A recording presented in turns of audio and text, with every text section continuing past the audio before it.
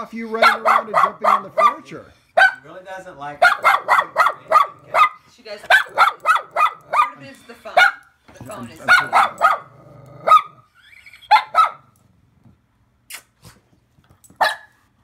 There we go. So we can see we have a dog that's anxious and exhibiting a lot of nervousness. Doesn't particularly like the camera. So sometimes a dog will pick up an object and carry it around, and it's kind of a way of kind of placating themselves a little bit. Yeah. That's All right. what she does. So let's talk a little bit. There we go. That's kind of what I was looking for. So I had asked the guardians what rules the dog had. And one of the rules was not to get in a cat box. But after that, we kind of struggled to come up with really very many rules. Yeah. Right? Okay. Yeah. Dogs go through life basically probing, waiting to be corrected or rewarded. That's how they figure out how to do things. It's actually called operant conditioning. Right. So if we don't have any rules for them, after a while they get the impression there's no rules for me. I must be the rule maker. If I'm the rule maker, I'm an authority figure, which means I see myself as a peer to the humans, or that in this case, maybe the humans are below me. How often does she sit up there on top of the couch like she was? On the top cushion? All the time. Okay. For dogs, the higher they sit, the more rank or status they have.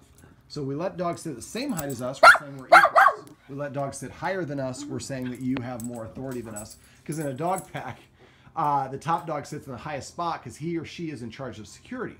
So they need to have the best vantage point. So one of the, basically, a lot of people kind of misinterpret rules as being mean. Rules are really about half of how humans communicate with dogs, because they're probing to figure out where the line is. If we don't ever have any rules, we don't correct them very much. That gives them the impression, like I said, that they're in charge. And for dogs that are anxious, having no rules or structure is actually worse because they don't know where any boundaries are. So and not only that, if they think that they're an authority figure like us, well, then with authority comes responsibility. With responsibility comes stress. So we probably do things as humans that in the dog world would be inappropriate for her. But so she's like, half the time I'm a leader, half the time I'm a follower. She doesn't quite know her place. So having clear rules, boundaries, and structure can actually help an insecure dog feel more confident. Yes, and I see you self-soothing, just chewing the heck out of that thing. Oh, she chews. She does that self-soothing a lot. Absolutely. Okay, so one of the rules I usually suggest, and I'll just give you one and then we'll go off camera and talk about some other stuff, is no furniture for 30 days. Because again, the status that comes with the furniture helps increase her stress level. After 30 days, I would say furniture, but only with permission per incident and only for good behavior. So if she gets up on the couch like she was and starts barking, now she immediately has to get down. This helps the dog see a literal distinction between herself and ourself, and that will help her kind of gravitate more towards a follower mindset, if that makes sense. All right, now... how do we keep her off furniture? Okay, so let's show you. Stand up.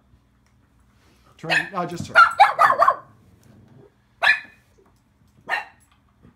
So to a dog, standing up is a very commanding position. I'm going to kind of go over this, and I mean, you know some of this is a trainer. So what I do is when the best thing to do is disagree with the dog before it gets up on the furniture. So as she's heading over, now she didn't hesitate. She just ran straight up on top of the furniture. Usually a lot of dogs will hesitate in front of the furniture and then get up. That's your opportunity to say no. Now if the dog gets up, then I stand up, turn and face them, and I give them one command to get down. Off is typically what I say rather than down. Okay. And if the dog doesn't get off, so where you're at right now, let's say the dog was back where it was, I would start on this side of the couch like you are, okay, and you turn and face her, and then you gradually keep on going in that direction, so you're kind of taking away real estate. Okay. And then basically, if she doesn't get off on her own, then what I do is I put my hand behind the dog, or I grab the collar, and I pull them to the edge of the couch. Whoops. Sorry, sweetheart. If I push the dog off completely, I'm not doing anything. I'm just forcing. I always want the dog to do the work. Right. So I'm going to push the dog to the edge or pull it to the edge so it feels like it's going to fall off the couch, and then it gets down on its own. Okay. All right, so no more furniture for you for a little while. I know you disagree, but it's going to be good for you in the long run.